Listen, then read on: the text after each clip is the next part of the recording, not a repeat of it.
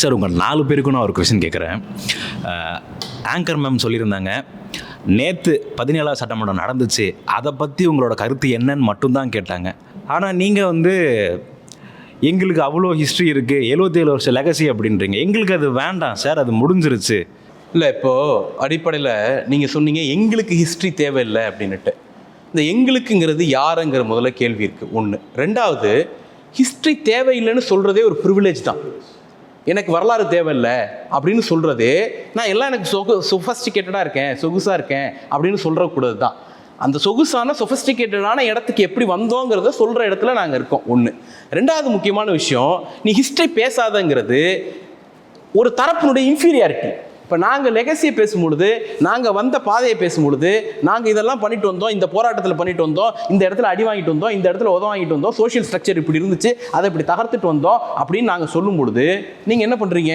உங்களுக்கு அதுக்கு ஈக்குவலண்ட்டாக வைக்கிறதுக்கு ஒன்றும் இல்லை. அந்த இன்ஃபீரியாரிட்டி ஓவர் கம் பண்ணுறதுக்கு நீ ஹிஸ்ட்ரி பேசாத அப்படின்னு எங்களை மடக்கிறது. ஹிஸ்ட்ரி வேண்டாம் அப்படின்னா காமராஜரையும், தந்தை பெரியாரையும், அண்ணாவையும், அஞ்சலை அம்மாளையும், வேலுநாச்சியாரையும் எதுக்கு வழிகாட்டி, எதுக்கு தலைவர் அப்படின்னு சொல்கிறீங்க? அப்போ அது உங்களுடைய ஸ்டாண்டுக்கு நீங்களே முரணாகிறீங்களா? ஹிஸ்ட்ரி வேண்டாம்னா 41 பேர் செத்து போனது அந்த இன்சிடென்ட்டை சட்டமன்றத்தில் பேசுனீங்க, அது ஹிஸ்ட்ரியா நிகழ்காலமா? இந்த ஹிஸ்ட்ரிங்கிறதுக்கு என்ன மார்க் வைக்கிறீங்க? 50 வருஷத்துக்கு முன்னாடி நடந்த மட்டும் தான் ஹிஸ்ட்ரியா? நேற்று நடந்த ஹிஸ்ட்ரி கிடையாதா? இந்த இதெல்லாம் இருக்குது சார். ஒன்றும் இல்லை சார், ஹிஸ்ட்ரியை பேச வேண்டிய அவசியம் எங்கேருந்து வருதுன்னா, நேற்று ஆளுநர் உரையில் ஒரு வார்த்தை இருக்குது, அறநிலையத்துறையை கட்டமைப்பு ரீதியிலாக சீரமைப்போம் அப்படின்னு ஒரு வார்த்தை இருக்கு. நேற்று முதலமைச்சர் பேசும்போது அறநிலையத்துறையில் கோயிலுக்கு வந்த தங்கங்களை உருக்கி கொள்ளையடிச்சிட்டாங்கன்னு ஒரு வார்த்தை இருக்கு.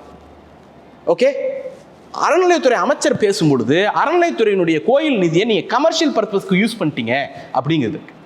தமிழ்நாட்டில் நீண்ட காலமாக ஆர்எஸ்எஸ்னுடைய அஜெண்டா என்னவா இருக்குன்னா, கோயில்களை பிரைவேட்டைஸ் பண்ணணும். அது அறநிலையத்துறைங்கிற ஒரு துறை கையில் இருக்கக்கூடாது. அதுக்கு ஆர்எஸ்எஸ் சொல்லக்கூடிய ஒரு ஸ்டேட்மெண்ட் என்ன? இந்துக்கள் கையில் கொடுத்துரு. இப்போ கோயில் என்ன இந்து அல்லாத ஒரு கையில் இருக்கா?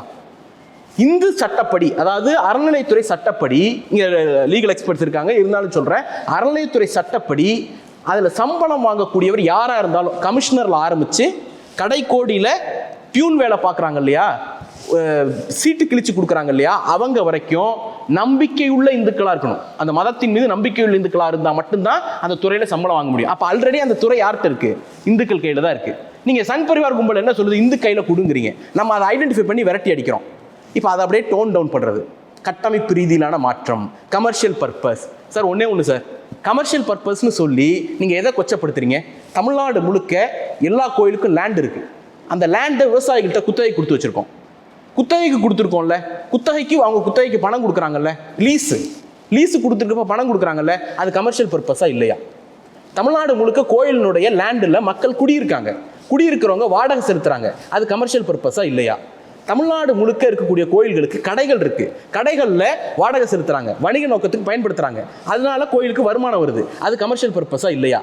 இதெல்லாம் கமர்ஷியல் பர்பஸ்னா நீங்கள் எல்லா நிலத்தையும் ரிட்டர்ன் பண்ணிடுங்க, விவசாயம்லாம் வெளியேற்றிருங்க, குடியிருக்கிறவங்களாம் வெளியேற்றிருங்க, கடைகள்லாம் வெளியேற்றிருங்க. பாளையத்தினுடைய நிதியை வீட்டுக்கு எடுத்துகிட்டு வந்துடல, ஒரு ஃபெசிலிட்டி கிரியேட் பண்ணுறோம், அந்த ஃபெசிலிட்டி மூலமாக ஒரு ரெவன்யூ ஜென்ரேட் ஆகுது, அந்த கோயில் அக்கௌண்ட்டுக்கு தான் போகுது, அது யாரோ பர்சனல் அக்கௌண்ட்டுக்கு வந்துடல.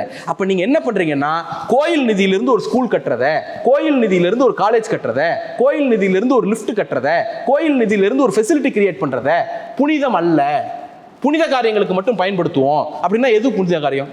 இப்போ என்ன வேறுபாடு? ஒன்று தான், அறநிலைத்துறை நிதி அனைத்து சாதியினருக்கும் போகிறதா உங்களுக்கு ஆகலை, ஒரு குறிப்பிட்ட சாதிக்கு போகணும்னு எதிர்பார்க்குறாங்க. இதை நான் ஹிஸ்டரியை சொன்னா தான் விளங்கும். Subscribe to One India and never miss an update.